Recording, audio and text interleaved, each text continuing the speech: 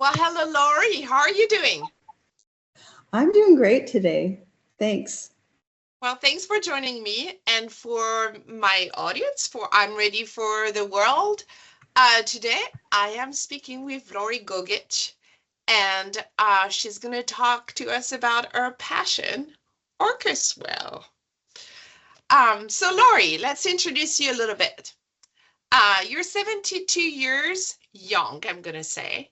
Yeah. And you spent many, many, many years working for your favorite mammal, like I said, orca whales. And you've been involved with the Whale Scout organization, which is in Bothell, Washington. And they focus on protecting the Pacific Northwest whale through land-based conservation experiences. You were also the forest steward for the Idlewood Park in Redmond, Washington. So to just get started and learn more about how, all of this really got you started, can you tell me first the great story about you and orca whales and, what got you involved with them? Yes, I'd love to. I could talk forever about orcas.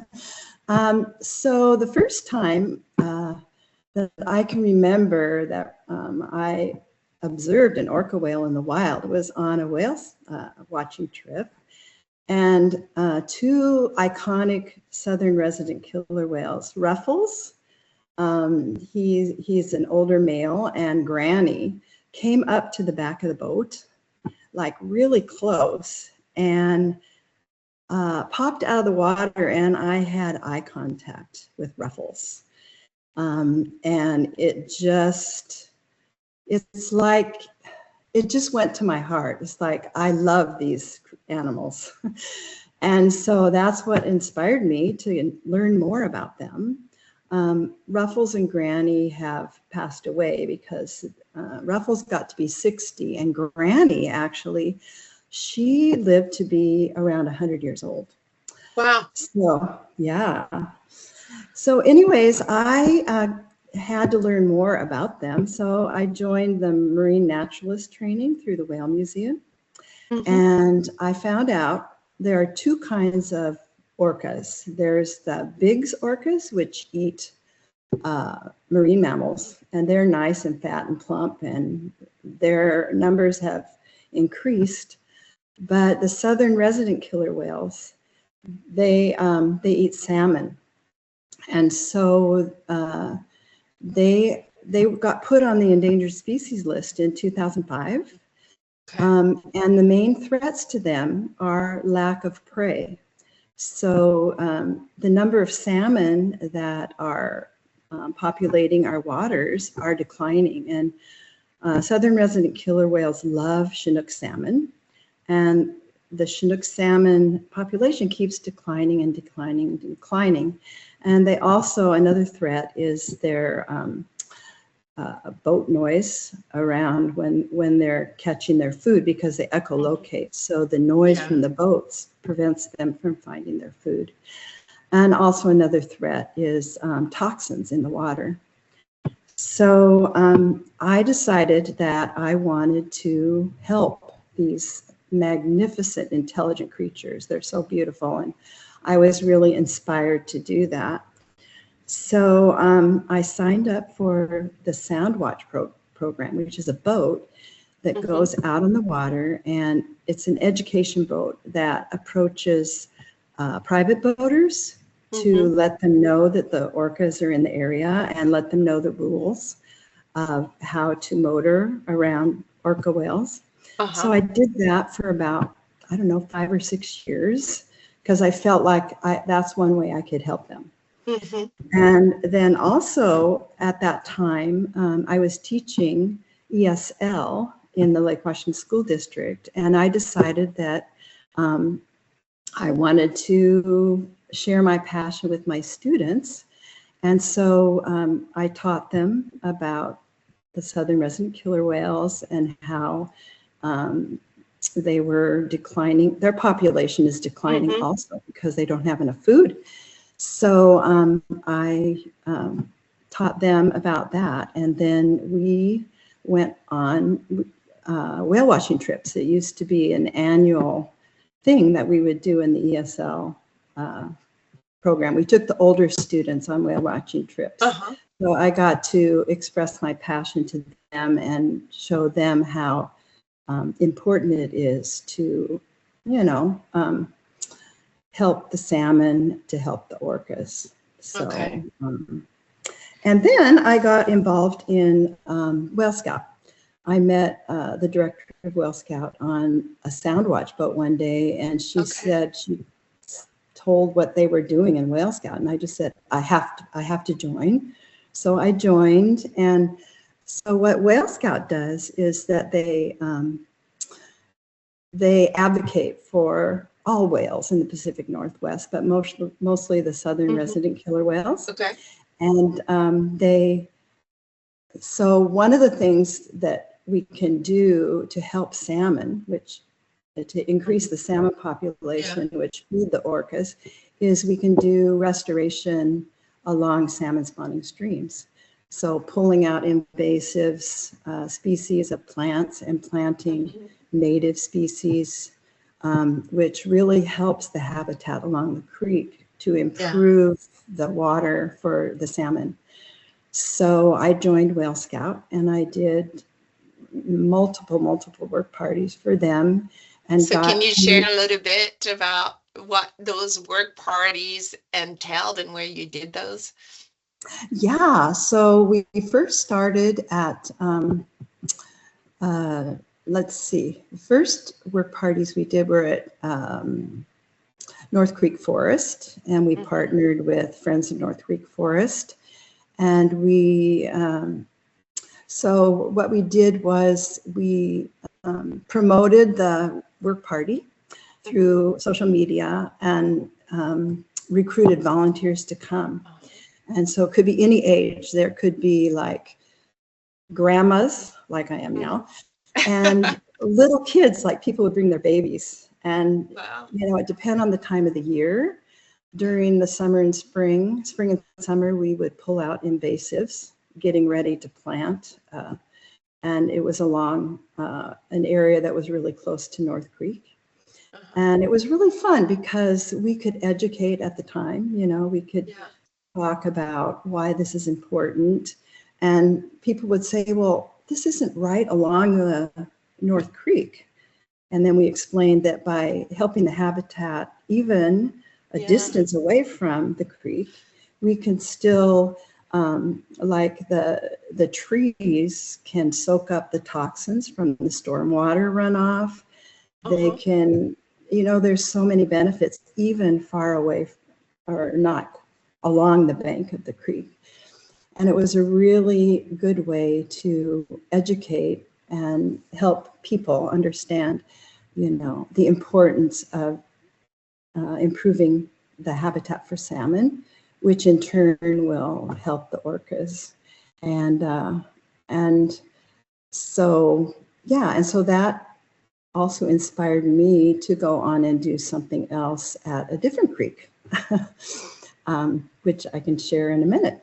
Yeah. I just wanted to, I'm so glad we're talking because, just like most people, you probably interacted with, I'm like, why are you working so far from the ocean to help orcas? Well, right? And then you realize that, by helping with their food, and making sure that chain is maintained, the impact is just as great as, doing things in the ocean and in the Puget Sound. Right. In fact, it's even more important because salmon, they swim like miles and miles and miles, hundreds of miles up the streams to spawn, and then they die and their eggs hatch, and then the babies, they live and grow in the creeks, and then when they get big enough, they go back out to the ocean to grow bigger. And so by improving that habitat along the salmon spawning streams, it really helps the salmon population. So Yes, so let's talk more about that other creek, which I think is the Bear Creek project, right? That you talked to me about, and what you did with the Whale Scout and the Bear Creek project, and what was the impact on salmon and orca as well. yeah, so Whale Scout started out at North Creek, and then we started working on actually a private property that belonged to my grandparents and was in our family for 95 years. It's along Bear Creek. Wow. And so at the time we started the project, the land close to the bank of Bear Creek was a dense thicket of blackberries, just massive blackberries. Mm-hmm. So what we did is we organized work parties again through Whale Scout and had people come out. Of course, it couldn't be such a big group. They were a little bit smaller groups because it was a private property.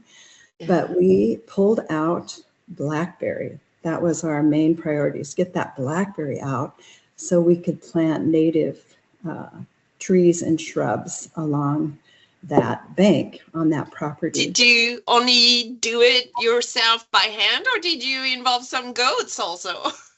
Some what? Goats. You know how we use goats to help clear blackberries? Did you use goats or just human? Well, we didn't use goats. It was all, I mean, it's amazing what a group of volunteers can accomplish. Yeah. And it was usually a 3-hour work party. And we would bring snacks and coffee and, and everything, but they could and again, all ages are getting their hands dirty, wearing gloves and pulling out, and blackberries are not very fun. No, they're not. But we would have huge piles of, the pulled out blackberries to celebrate at the end of our work party. And so we worked on that property for 6 years.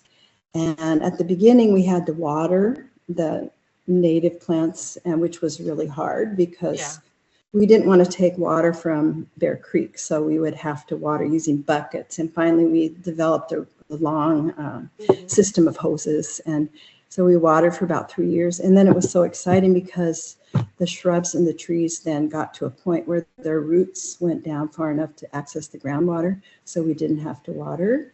So all we had to do was maintain, and because the blackberry comes back and the morning glory winds up and takes over everything. What is worse, blackberries or morning glories? Yeah.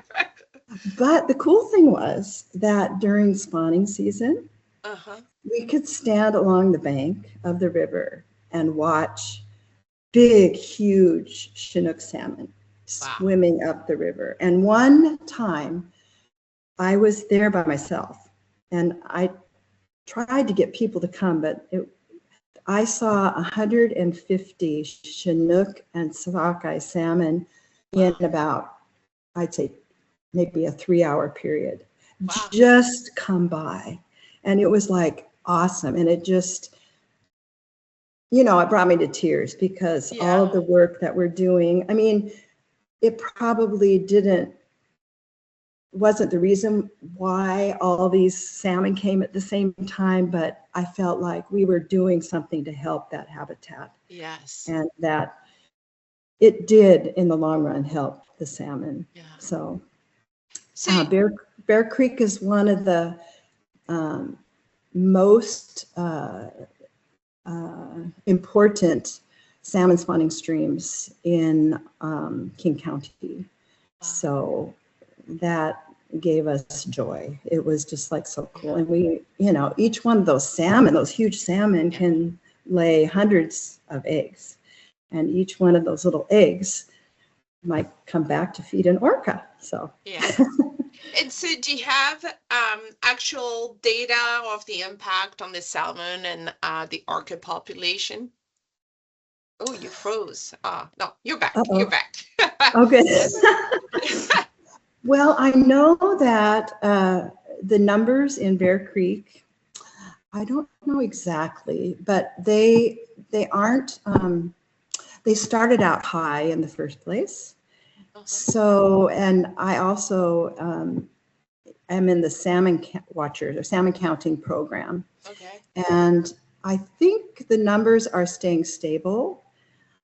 They haven't gone up a huge amount, but they're staying stable. And because the Bear Creek started out with so many, they're still producing a lot of salmon in the creek. Yeah. Cool. So when we chatted about Bear Creek, you also shared with me that Bear Creek had a special place for you in your heart and during COVID. Can you talk a little bit about that? Because I know this is important to you, and I think it's great for people to know about it. Yeah, because everyone knows that during COVID, people were kind of stuck at home and they didn't like to go to crowded places. And so the place that I would always go is to the property at Bear Creek that we had restored. And at that point, it was, it was just beautiful. It was like a bushy forest with shrubs and trees, and it was just my place where I could go and feel like I could, forest bathe and maintain the shrubs and trees. And it just was so peaceful working there, hearing the creek water. And also, as we planted and the trees and shrubs grew, more animals came. And so I could listen to birds, and I got my Merlin app out, and I got, and I got to find out what birds I was seeing. And we saw so many critters there. We saw beavers and raccoons, deer, so many species of birds, owls, barred owls. Birds would make nests. Oh, tree frogs were there croaking away. It just was so peaceful. And I just, especially I thought of how this property was going to help the salmon, and my little piece of helping the salmon, to help my favorite mammal, the orca. Yeah. And it just was, it saved me through COVID, because I could go to a place that I loved, and I felt like I was making an impact. Yeah. Well, thanks for sharing. It's good, you help others and you help yourself also in the meantime. So my next question touches on the Forest Steward program. So that same passion for Orca whales drove you to be involved in that Forest Steward program at Idlewood Park in Redmond, Washington. Yes. So people who know the park, they know that it's mostly something we know has super crowded, especially during the summer. So can you share your work, what you did, and what was the impact there? Yes, well, I started working I got transferred to Audubon Elementary, and I was a teacher, and I taught ESL, and I wanted to have an impact on the students. I wanted to share my passion with them. And so what I did was I found out that there was a park right by Audubon Elementary called Idlewood Park, and it had a creek, a salmon spawning creek that ran through it. And in past, like ages ago, there were larger salmon that came up.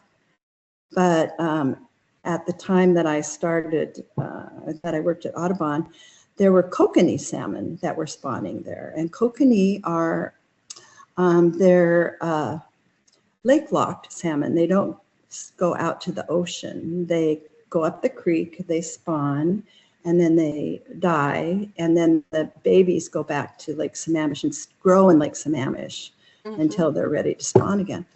So I thought, well, why can't I do something at Audubon, the school, to, get kids inspired to help orcas? And so I called Redmond Parks Department and I said, what can I do at Idlewood Park? And they said, oh, well, we're glad you called because there's an opening for a forest steward at Idlewood Park. And I said, I'll take it. And so what I did was I presented, especially in the 5th grade classrooms, because it connects, environmental issues connect right to their curriculum.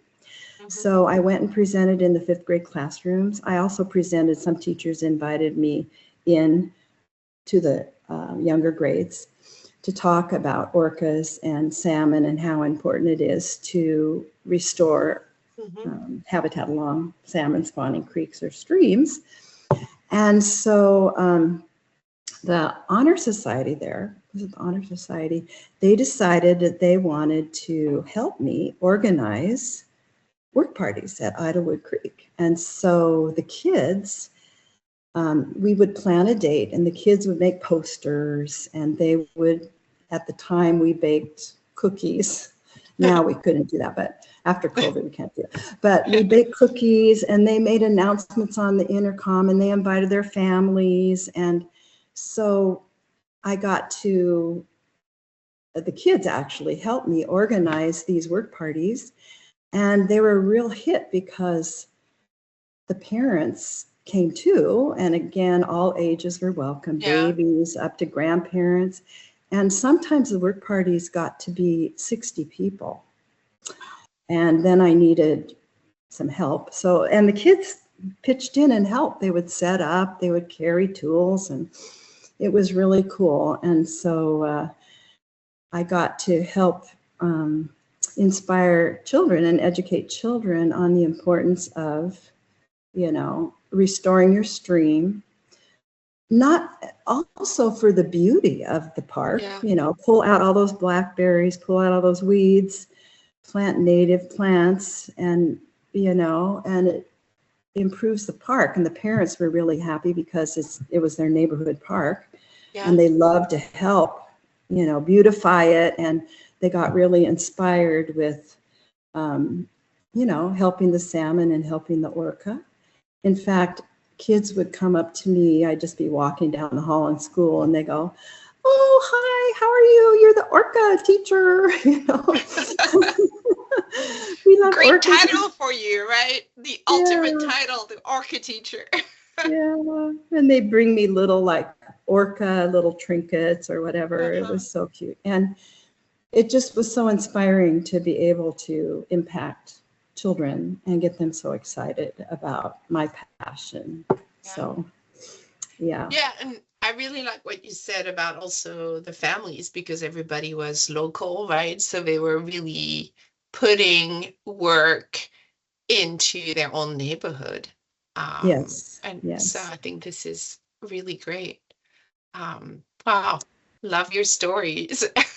Yeah, it's so, you know, I was kind of nervous to start this interview, but it's like all you got to do is talk about what you love, and it just comes out, you know. I know it's never, it's a bit, you know, intimidating, but he's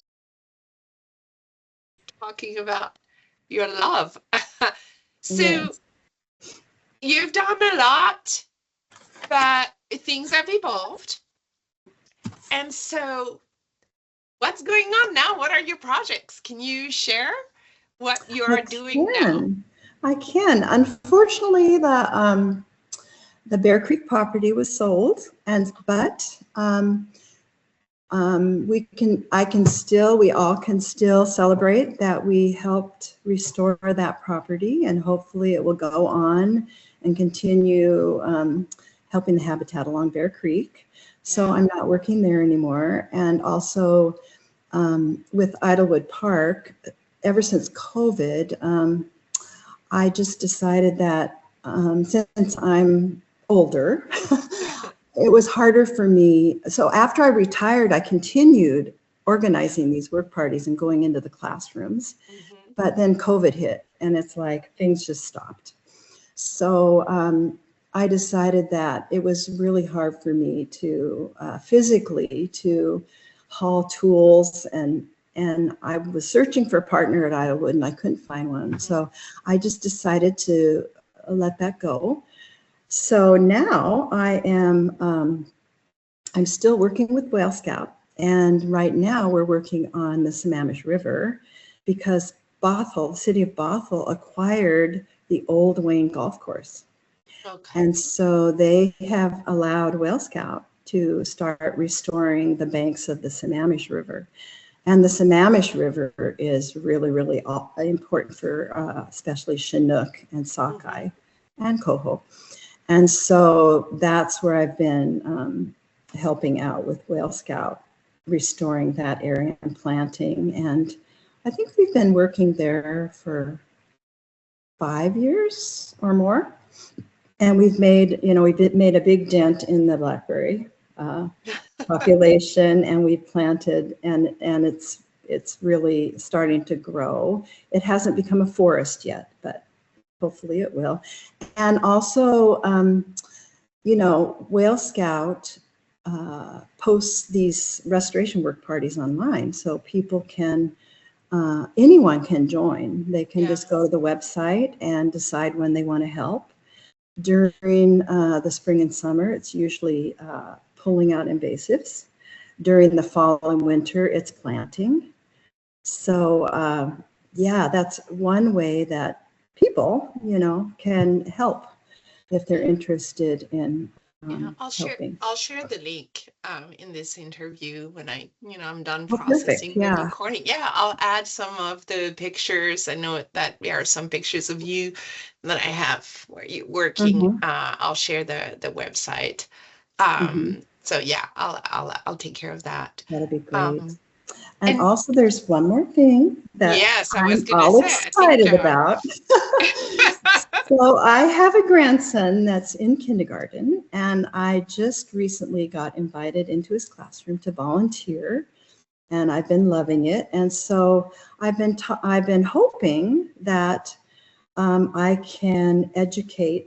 He goes to school at Echo Lake Elementary in Shoreline, and so I would really like to start, presenting in classrooms there and maybe inspiring children to, get involved with salmon restoration. Salmon habitat restoration and helping the orcas. And also, it's really important to educate kids about how they can help at home, They can use less water. They can try to put less in the landfill and try to recycle and reuse things. All that helps the salmon and the environment. And so I'm hoping to help in that area too, maybe educate and working with the teachers. I just got my foot in the door right now, but I'm hoping to help at Echo Lake Elementary. So. Well, let's get this interview out and maybe that can help you. Yes, I hope so.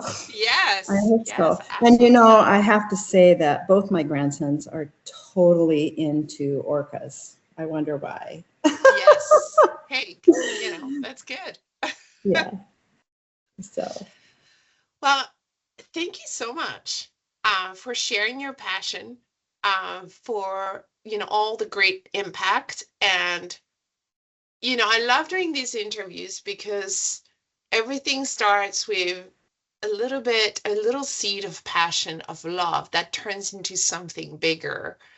So I just love talking to, women like you who have such an impact born from a need from love. So thank you for sharing that. And also, I love the breadth of different age groups of women that I talk to. And I think it's great that you still get involved even if your seasons are changing and what you can do is changing, but you're just still there and planting the seeds for the next group of people who are going to help.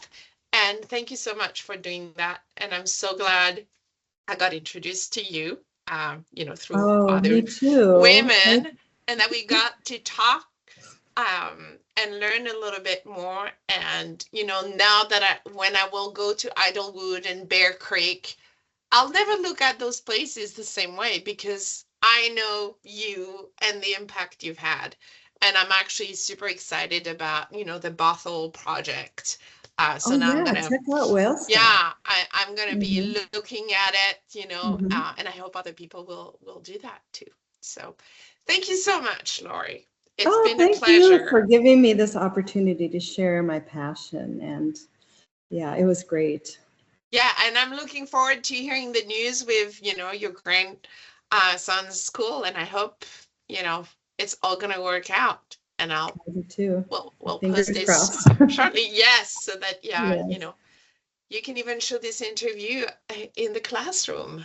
I know a grandson who would be super, super, Oh. super proud of his grandmother. Oh, that's true. I could. I Yeah. don't know. They're a little bit young. They might not be able to sit through the whole thing, but Yeah, but maybe the yeah, last part. So maybe. let's say hi to your grandson just in case. Okay. Hi, Oscar. Hi, Rye. All right. Well, thank you so much for talking with me. And It's if a you have any pleasure. news to share in the future, I'll be super happy to, do a follow up and, post additional information. Thank Okay. you. Thanks, Stephanie. I appreciate it. Bye. Okay. Bye. Whale Scout is doing some amazing work up at the Wayne Land in Bothell. The Wayne Land is a property that the county helped acquire with our Conservation Futures tax money. And we're very excited about the Whale Scout project because they are some of our first folks coming onto the site to help restore it. Whitney, thank you so much for your work and leadership of Whale Scout. Why don't you tell us a little bit about what you have envisioned for the Wayne Land? At the former Wayne Golf Course, there's about a mile of shoreline, of river and stream habitat, and so it represents an enormous opportunity for habitat restoration. The Sammamish River in the summertime gets way too hot for salmon. Those salmon are already threatened with a lot of other issues. They eventually go out to sea and feed our orcas and come back again to spawn. The river and the property is important for orcas, but it's also really important for our community. And what Whale Scout is working to do is engage local community groups and local diverse students to engage in riparian restoration that'll shade the river, cool the water, keep oxygen levels at a place where fish are a lot happier. And all the plants that we're planting are going to help intercept stormwater runoff coming off of a nearby highway. And that clean water and clean air is good for everybody. And so that's what we envision for this site, is something that is healthy for both fish, wildlife, and for our community to enjoy.